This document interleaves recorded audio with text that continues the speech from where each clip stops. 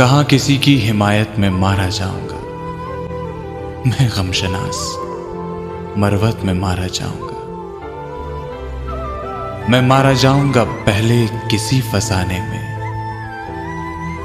फिर उसके बाद हकीकत में मारा जाऊंगा। मेरा ये खून मेरे दुश्मनों के सर होगा।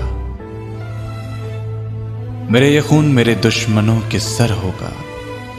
मैं दोस्तों की हिरासत में मारा जाऊंगा।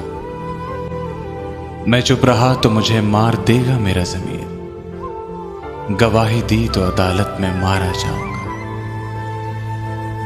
हिस्स में बांट रहे हैं मुझे मेरे अहबाब। मैं कारोबार शराकत में मारा जाऊंगा। बस एक सुलह की सूरत में जान बख्शी है। बस एक सुलह की सूरत में जान बख्शी है। किसी भी दूसरी सूरत में मारा जाऊंगा। नहीं मरूंगा किसी जंग में, ये सोच लिया। मैं अब की बार मोहब्बत में मारा जाऊंगा।